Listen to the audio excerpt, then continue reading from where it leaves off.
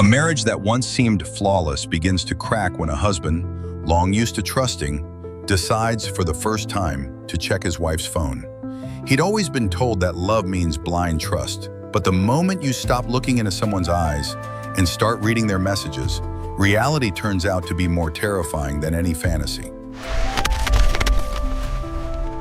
This is the Betrayal channel. Here we tell stories that are usually hidden, stories where the truth is too personal and the wounds are too fresh. Betrayal is rarely sudden. Write to our channel, leave a comment, what you think is important to us. Martin had always considered himself a reasonable man, maybe even a gentle one, the kind who could listen to bad news without screaming, who could absorb someone else's hurt without instantly making it his own. Laura had once told him that was what she loved about him, that steady kindness. It had been the reason she married him, she'd said, the way he could keep a house standing in a storm. He clung to that memory some nights like a charm to ward off something darker, something that felt like rot creeping under the floorboards of their marriage. There had been good years they measured in anniversary candles, the height of their son against a bedroom wall, in shared bills and unshared dreams. Laura was ambitious, sharper than he was, always one step ahead. He'd admired it, even envied it. Sometimes she stayed late at work or left for conferences in other cities, and he never made a scene about it. She needed that freedom, he told himself, and what a selfish brute he would be to trap her in the domestic monotony he secretly found comforting. In the past year, though, something in her eyes had begun to dull around him, as if he were a mirror she no longer cared to look into. Martin noticed small withdrawals. She flinched when he brushed his hand across her back. She paused before answering questions.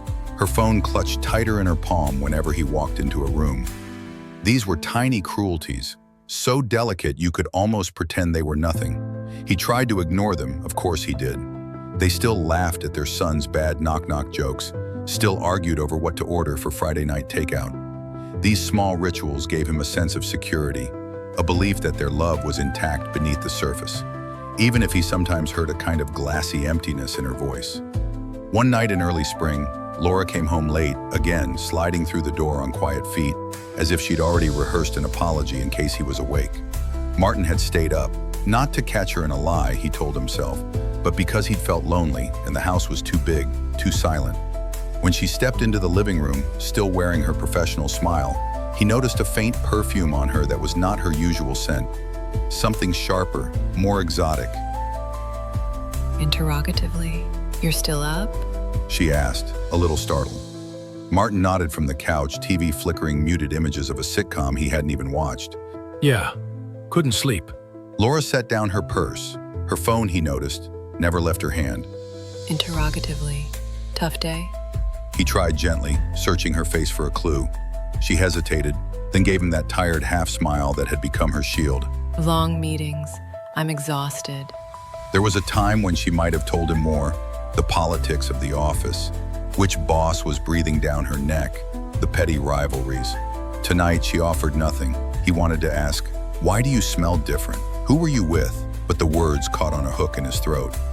He was afraid to ask because asking might open a door he could never close again. Laura yawned, almost theatrically. "I'm going to shower." She said, already moving toward the hall. Interrogatively, "See you upstairs?"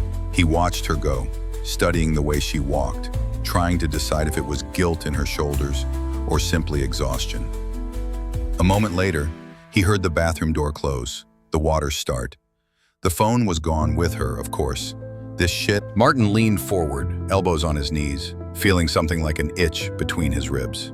He had never been a jealous man. He had always trusted her, almost to a fault. But tonight, a worm of suspicion burrowed through that trust. He tried to sleep, but the night kept pressing against him, full of images he didn't want. Laura with someone else's hands on her waist. Laura laughing at jokes she'd never share with him. Laura in a hotel bed far from their home. His imagination ran wild, uglier by the minute. In the following weeks, that seed of doubt took root. Every time her phone chimed, he glanced at it. Every time she left the room to answer a call, he felt a strange weight in his chest. She still kissed him goodbye in the mornings, still asked about his work, but there was a mechanical quality to it now, as if she were ticking boxes. Their son Caleb was too young to notice the change. Thank God for that. Caleb still barreled through their days with the reckless enthusiasm of a 7-year-old, wanting nothing more than Lego towers and chocolate ice cream. Martin clung to the normalcy of fatherhood, of soccer practices and bedtimes, trying to ignore the hairline fractures spreading through his marriage. One night, as he read Caleb a pirate book under the cartoon whale lamp, he heard Laura in the hallway, talking low into her phone. The words were hushed, but the tone was unfamiliar, lighter, flirtatious. Caleb's small voice pulled him back.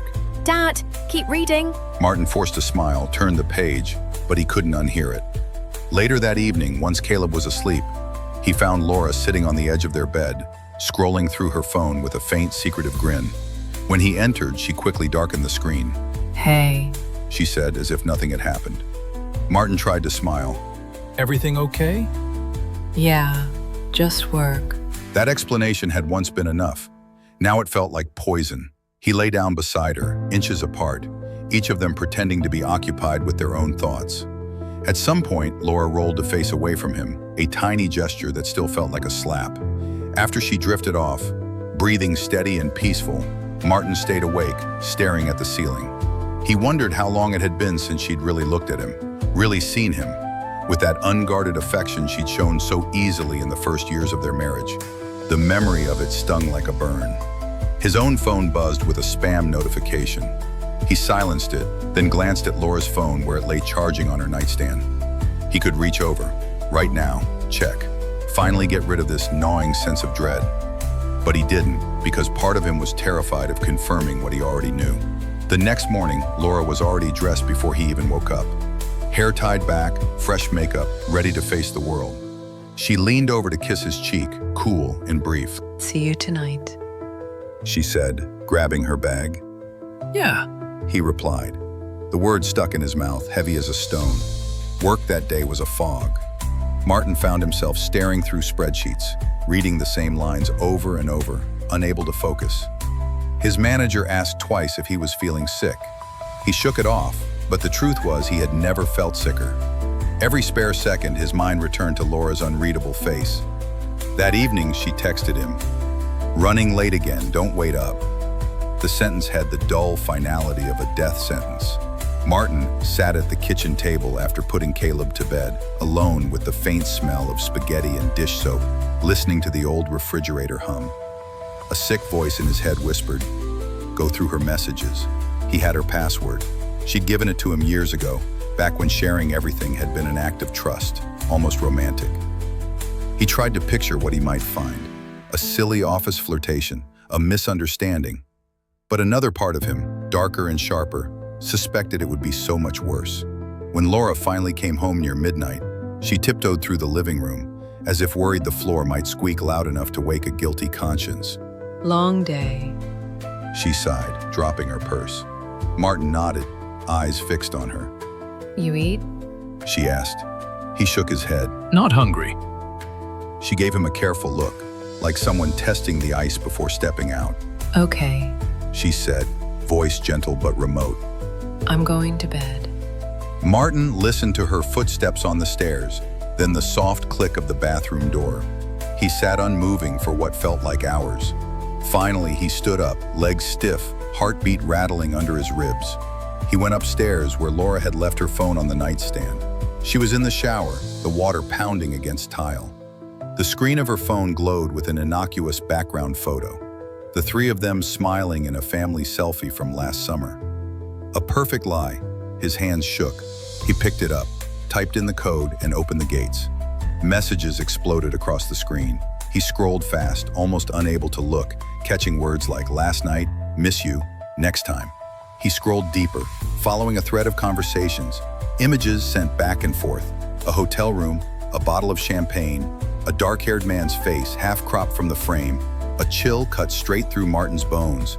He felt bile rise in his throat, had to swallow it down. The water stopped in the bathroom.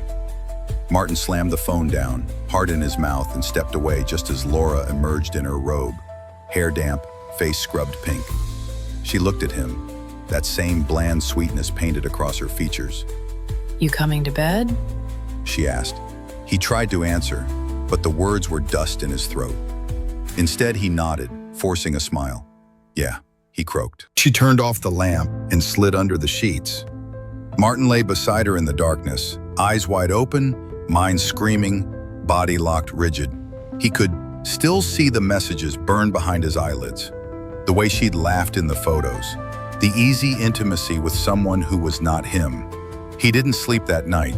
In the silence, he heard every breath she took, calm and regular, while inside him something crumbled beyond repair. If you'd asked him that morning whether he trusted his wife, he would have said yes. But now, lying inches from a stranger wearing her face, he realized he had never really known her at all. And tomorrow he would have to decide if he could keep living in this lie. The truth had already shattered him, but he was too afraid to let it finish the job. Martin woke before dawn, or maybe he had never really slept. He couldn't tell anymore. His eyes burned, grainy from hours spent wide open, staring at the ceiling while Laura breathed evenly beside him, as if she were the most innocent woman alive. In the half-light of their bedroom, he could see the soft rise and fall of her chest, the faint pink flush left on her skin from the shower. There had been a time when that sight had calmed him, steadied him. Now it made him want to scream. He turned away from her and closed his eyes, but behind his lids, there was only the glow of those messages. The way they had joked about him, planned around him, used him as a convenient cover. Every word had been a knife. He had imagined that an affair would be about sex, the cliché, a dark hotel, a quick stolen night. But this was more. There were messages about dreams, about wanting to build a life together, about how tired she was of Martin's quiet, dependable nature. Words that showed she didn't just cheat on his body, she had cut him out of his heart. When the alarm went off, she stirred, yawned, stretched, and for a moment her hand brushed his arm. Thoughtless, automatic. Martin flinched. She didn't notice. She got out of bed, tying her robe around her waist, casually humming under her breath. Coffee? She asked casually. His tongue felt heavy. Sure. He managed. Laura moved through the morning routine so seamlessly that he wondered if he'd hallucinated the entire thing. The night before felt like a bad film running through his mind, but the images were there, ready to burn him raw. Downstairs, Caleb was already awake, happily building a Lego spaceship on the floor. He glanced up at Martin with that unfiltered, hopeful grin. Dad, look. Martin forced a smile. Wow, buddy, that's awesome. Caleb's grin was pure, untouched by any poison. He felt a stab of envy for that innocence, for that clean trust. Laura moved around the kitchen, pouring coffee, asking Caleb about his plans for school. She looked exactly the same as she always had. How could she look the same? Martin stared at the back of her head, taking in the straight brown hair she had once let him brush for her, back when they were younger, when she'd giggle and tell him he was tugging too hard, a lifetime ago. He watched her pour him a mug and set it in front of him. You okay? She asked lightly, too lightly. He wanted to shout, "No, I am not okay, I know everything." But he couldn't. The words refused to pass through his teeth. Didn't sleep well. He lied instead. She nodded, sympathetic, but not really. Rough night? Yeah. Caleb chimed in with a laugh about his spaceship, and Laura turned her attention to their son, smiling in a way that made Martin feel like an intruder in his own house. As the morning dragged on, he found his hands trembling. He tried to hide it by tightening his grip on the mug. He couldn't look at her too long without the images of that other man bubbling up, a faceless shadow in the messages, but a presence so real Martin could almost smell him. When Laura gathered her purse to leave, she leaned in, kissed his cheek, and said, Wish me luck today. He stared at her, blank, and she looked confused for half a second. Then she was gone, door closing behind her with a click that sounded like a prison gate.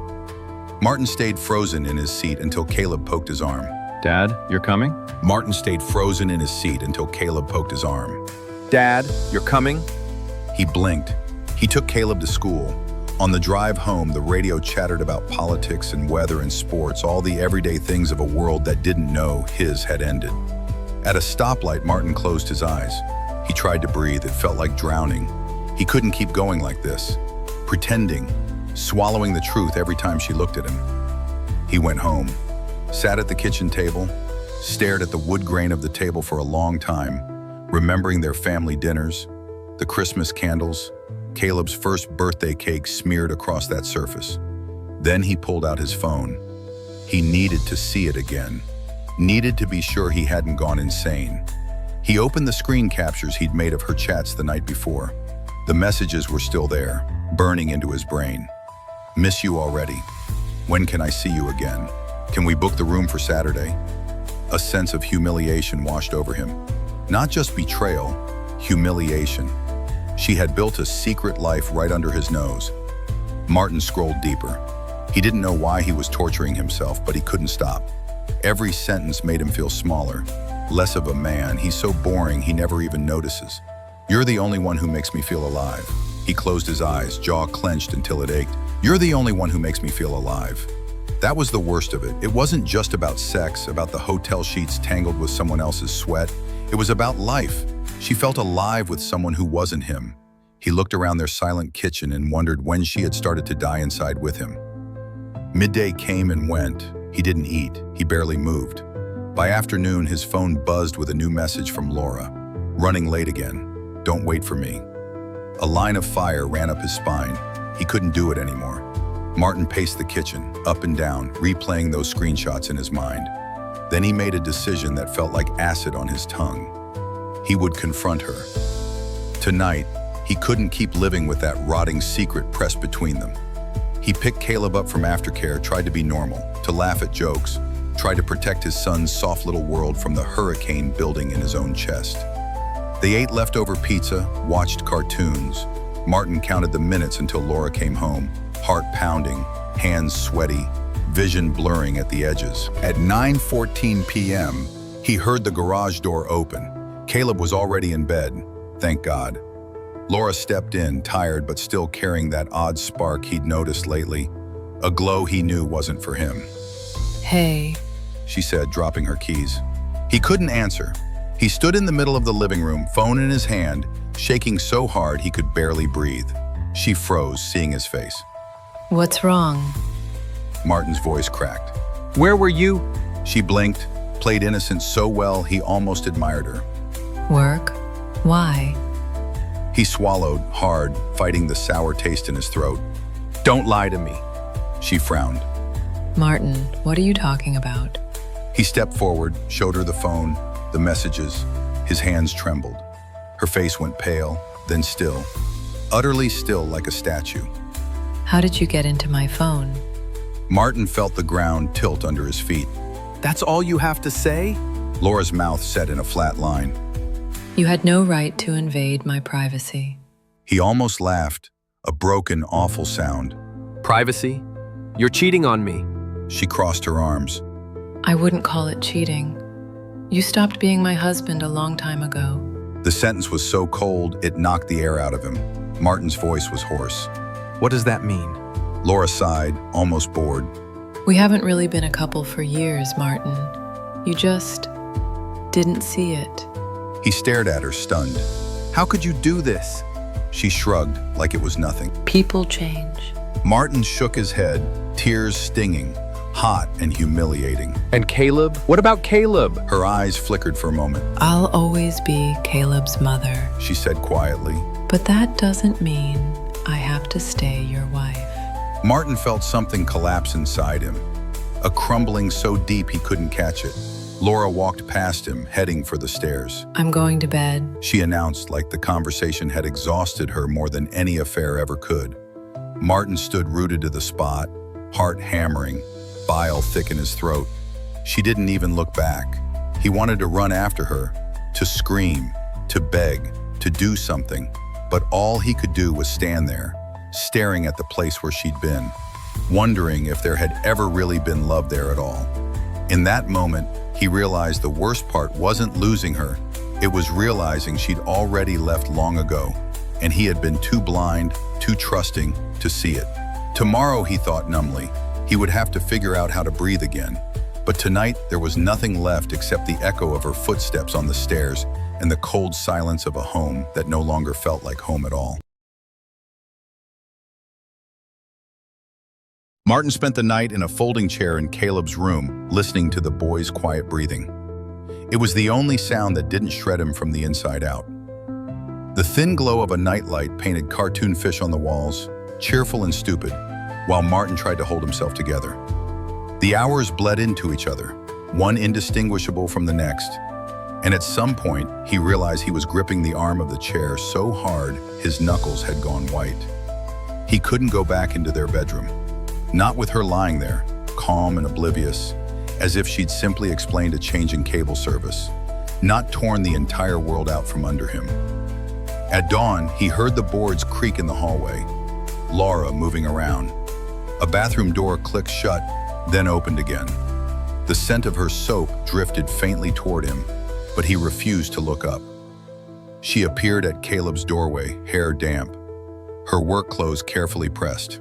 You're up early. She said, tone almost casual, as if nothing had happened at all. Martin said nothing. She glanced at Caleb, who slept on, peaceful and soft. We'll have to talk soon.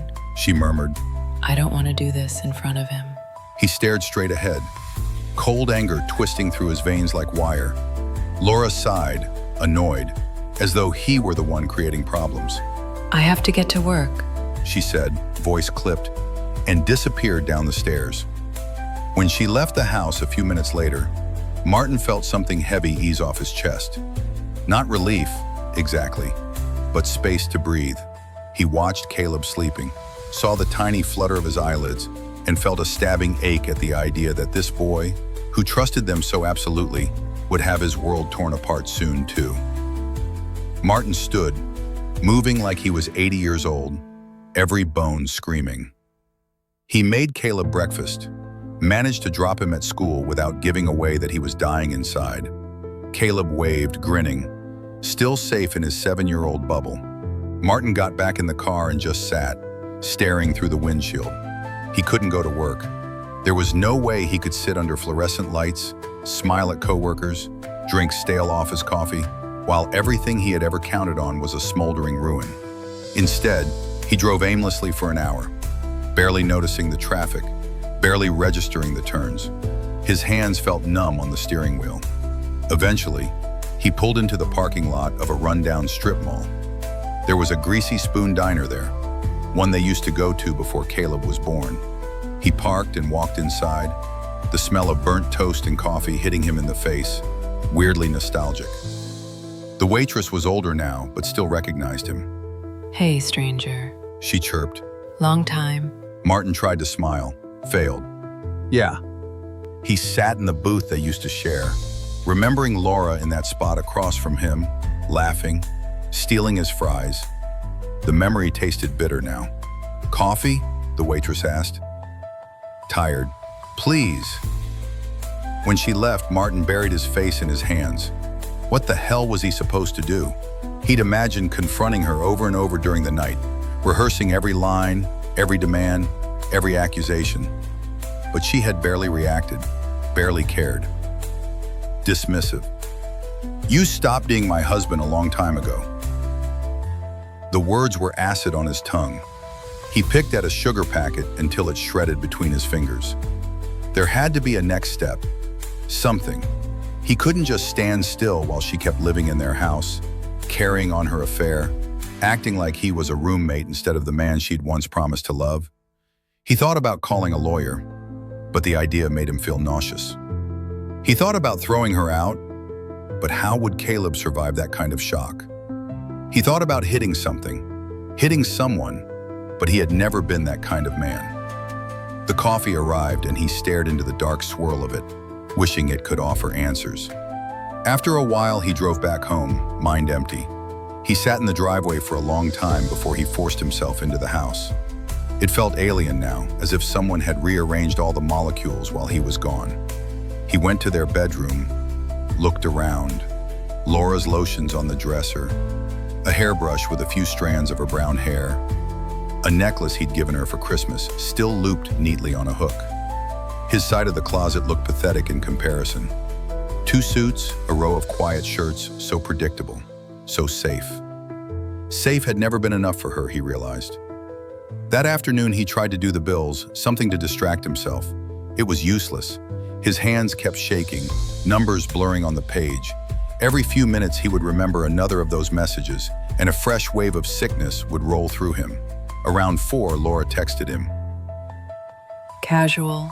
I'll be home late. Nonchalant. Bored dinner. Bored dinner. The casualness of it made him want to laugh, or maybe scream. He typed back, resigned. Okay. Then he threw the phone across the couch and felt tears sting his eyes. Hot and humiliating. Why was he the one ashamed? Why was he the one hiding? That night, Caleb chattered through homework while Martin nodded, only half hearing. At bedtime, the boy asked, "Where's Mom?" Working late. Martin said, trying to keep his voice even. Again? Martin had no answer. Caleb frowned. I don't like when she works late. Martin's throat burned. Me neither, buddy. He read 3 extra stories, anything to delay the moment when he'd be alone again with his thoughts. When Caleb finally drifted off, Martin sat on the edge of the bed, staring at the dinosaur sheets, trying to remember the man he had been before this. He couldn't. The garage door opened close to midnight. Martin listened from Caleb's room. He heard Laura come in, soft footsteps, her keys jingling. Heard her go upstairs to their bedroom. He didn't move. He couldn't face her. Instead, he closed his eyes and let exhaustion claim him. The next morning was the same theater. Laura moving through breakfast as if nothing was wrong. Caleb cheerfully telling her about school projects. Martin trying not to shatter right there at the table. Laura gave him a bright, plastic smile. I'll be home early today. Maybe we can talk. He nodded, stomach turning over. At work, he was a ghost, floating through tasks, answering emails without reading them. All day, he replayed what he would say to her, what she might throw back at him, how easily she could twist his words. When he got home, Laura was already there, in the kitchen. She'd even started dinner, something she hadn't done in months. The smell of onions and butter felt mocking, like a parody of their old life. Hey, She said, casual, as if they were just 2 normal spouses. can we sit down after Caleb goes to bed? Martin nodded, cold spreading through his chest. Dinner was a silent affair, the clink of forks too loud in the hush. Caleb sensed the tension, but was too small to name it. Afterward, Martin read stories, helped with toothbrushing, tucked his son in. Then he went back downstairs, where Laura waited.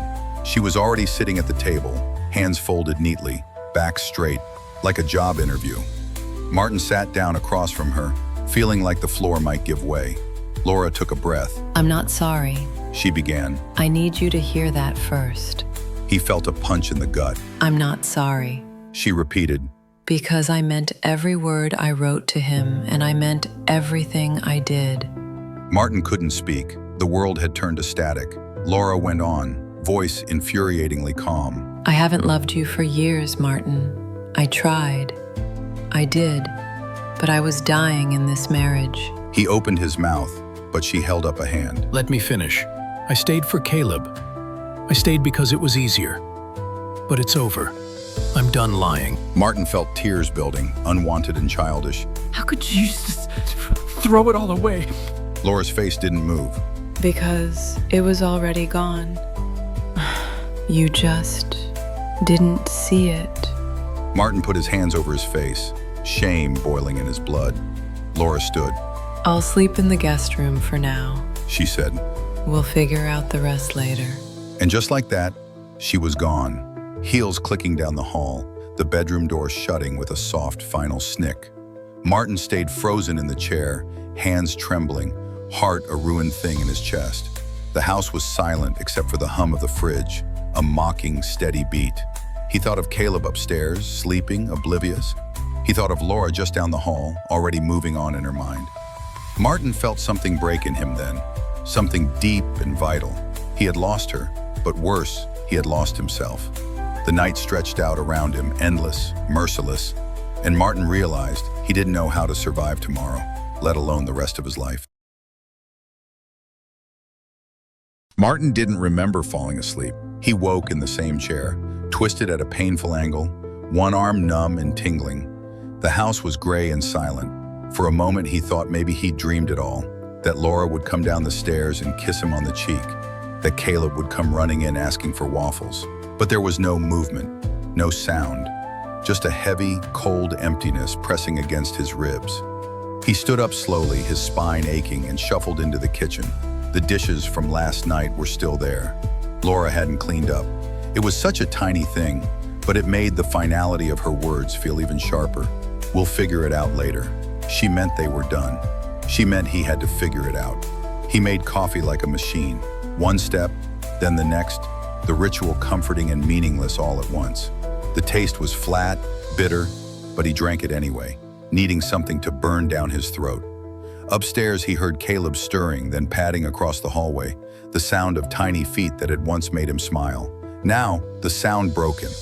Caleb came down, hair sticking up, eyes still full of sleep. Morning, Dad. Martin tried to smile.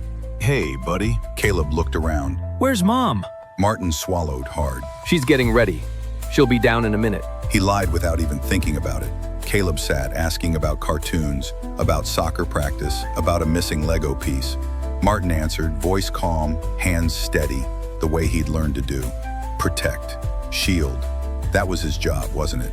Laura came down eventually, her work clothes perfect, her hair smooth and shining, as if the night before had never happened. She didn't look at Martin, barely acknowledged him. Morning. She told Caleb, kissing the boy's head. Martin's chest squeezed at the sight, a painful reminder that she could still play mother so easily, as if everything else was just a bad dream. I have a meeting. She told Martin flatly, no warmth in her voice. We'll talk later. He nodded, unable to meet her eyes. After she left, the silence folded in again, thick and suffocating. Martin stood at the sink, staring out into their yard. The swing set, the sandbox, all the traces of a family he thought was solid. It felt like he was watching ghosts. The day passed in a blur. He couldn't work, couldn't read, couldn't even sit still. Every room in the house felt wrong, contaminated by what he now knew. Every object was loaded. The couch where she'd probably texted that man. The bed where she'd lain next to Martin while writing to someone else. In the afternoon, he picked up Caleb, answered all the little boy's chatter with nods and hums. He was trying, God, he was trying, to keep this normal for his son, but it felt like moving underwater. That night, Laura came home early, just like she'd promised. They put Caleb to bed together, a weird charade that made Martin's skin crawl. Laura read the story, her voice gentle and practiced, then kissed their son goodnight. Martin stood awkwardly in the doorway, wanting to scoop Caleb up and run far away.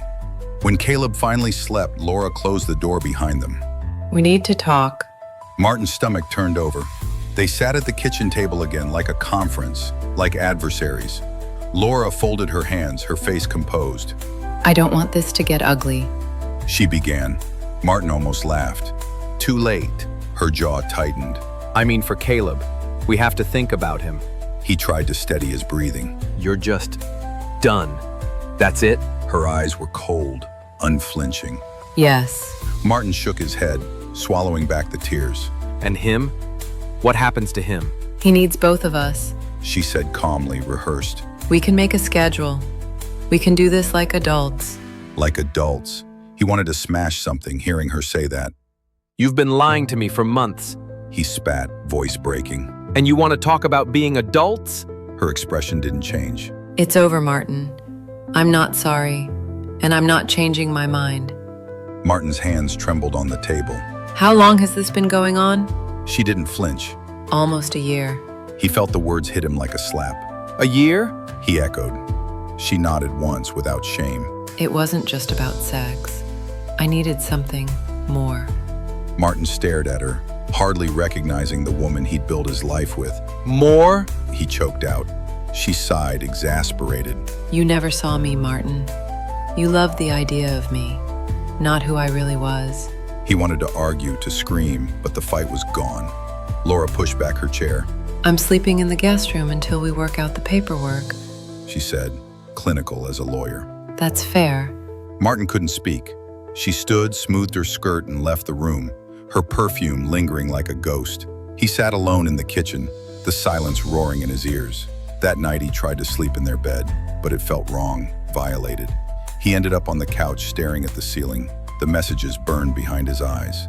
The days blurred. School drop-offs, grocery lists, bills. Laura kept up her routine, professional and sharp, barely speaking to him except about Caleb. Martin moved through it like a robot, functioning, but nothing inside him felt real anymore. At night, he thought about her body in that hotel room, about the man she'd chosen, about how easily she'd let someone else see the parts of her Martin had been begging for year after year.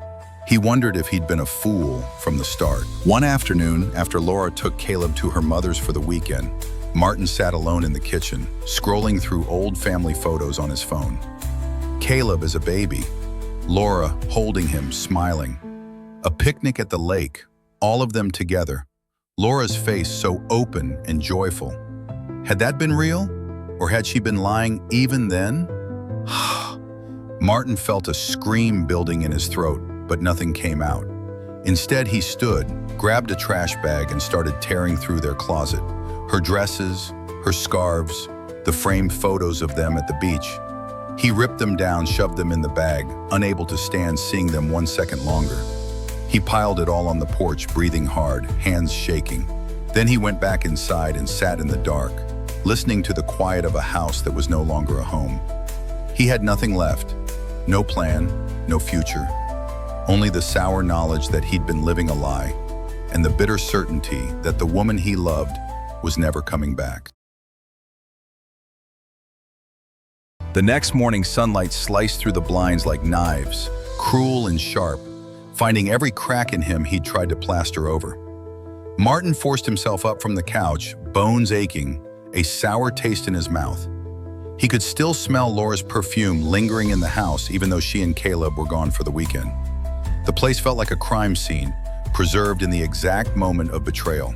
Nothing touched or cleaned, everything raw and throbbing. He wandered the silent rooms, picking things up, putting them down again, searching for meaning where there was none. The walls felt like they were closing in on him. The living room, that had been theirs, a place of family movie nights, of Caleb falling asleep on his chest, of Laura curled under his arm pretending to be interested in his stories. Now it was just a stage set, left behind after the actors had fled.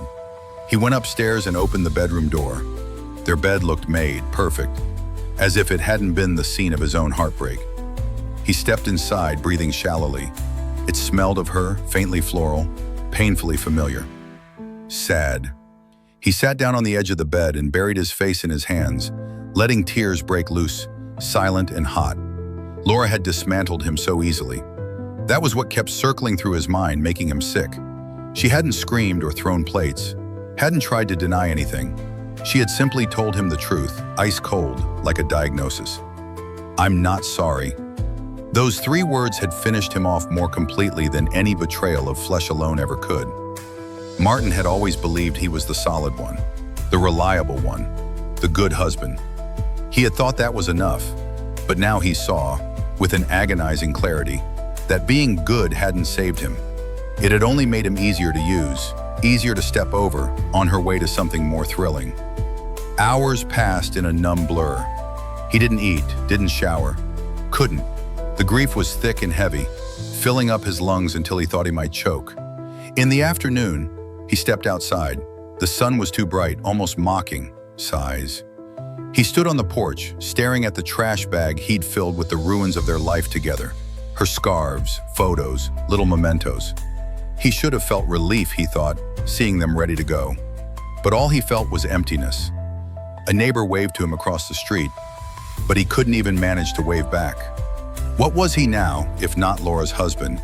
His entire identity had been wrapped around that role, and it had been ripped away so savagely, he didn't know who he was without it. He forced himself to go back inside, sat in Caleb's room, staring at the toy cars lined up on the shelf. How could he ever explain to his son that families can break, that love can just rot away and die? Caleb still believed in happy endings. Martin envied him that. Night fell slowly.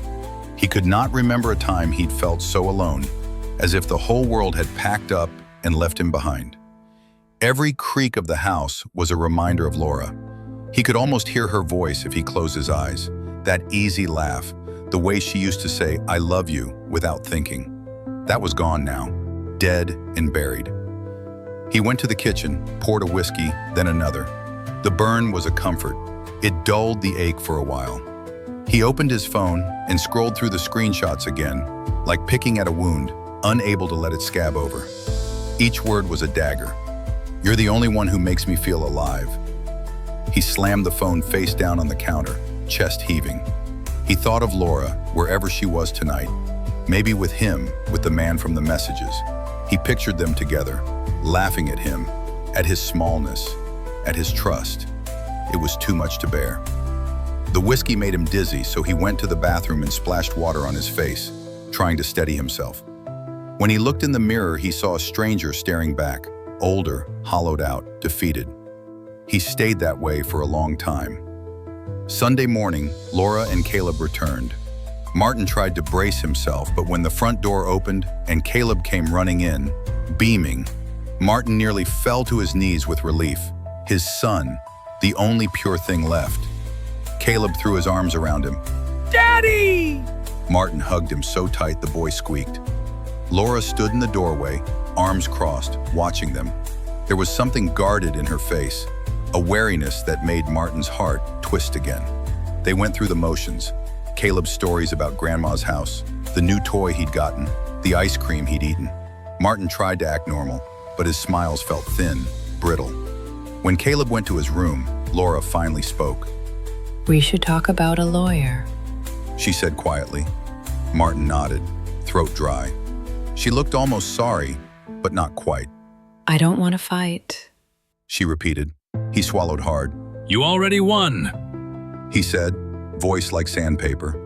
Laura didn't argue. She simply turned and left the room. That night, Martin lay awake, listening to the quiet of the house. Caleb slept, safe and unknowing. Laura was in the guest room, separated by a thin wall that might as well have been 100 miles. He realized then that this was how it would be from now on. Sliced apart, parallel lives, only Caleb stitching them together for the brief times they had to act like parents. He closed his eyes and tried to picture the future. Holidays, school recitals, graduations, Laura sitting on one side, him on the other. Awkward, civil. Strangers tied together by a child who would one day ask why. Martin felt the tears come again, silent and unstoppable. He thought of the vows they'd spoken, years ago. For better or worse, he'd believed them, every word. Laura had not. At dawn, he got up and made Caleb breakfast, determined to put on the mask again. For his son, it was all he had left. When Laura came downstairs, their eyes met, just for a second, and Martin saw no regret there, only relief, as if a heavy burden had finally been lifted from her. He wondered how long she had waited to feel that freedom. She took her coffee without a word, went to gather her work bag, and left. Martin sat at the table, Caleb across from him, munching cereal, the boy's feet swinging happily. Are we still going to the park later? Caleb asked. Martin swallowed, then nodded. Yeah, buddy. Of course. That was what he had to do now. Get up, keep moving. For Caleb. After Caleb was dressed and ready, Martin took him to the park, pushed him on the swings, pretended to laugh at silly jokes. Other parents stood nearby, chatting, couples holding hands, families intact. Martin felt like he was moving behind glass, a ghost among the living. When they went home, he made dinner, bathed Caleb, read the stories. It was all mechanical but necessary. After Caleb fell asleep, Martin sat in the dark again, alone, and he realized something new, an ember of rage, slow and poisonous, curling up inside him. Not rage at Laura alone, but at himself too, for trusting so blindly, for refusing to see the signs. That rage felt almost welcome. It gave him an edge, a sense of purpose. Maybe he had lost Laura, lost the marriage, lost the dream of a family, but he would not lose Caleb. Never. He would be there for his son, no matter how broken he felt. He looked around the house, breathing deep, steadying himself. It was his house too. And though the woman he'd loved had walked away, though she'd carved out his heart with her cold truth, Martin understood he was still standing. Maybe that was all survival really meant, to keep standing, one breath after another, no matter how hollow you felt inside. He closed his eyes, let the quiet settle. Tomorrow would come, and he would be ready.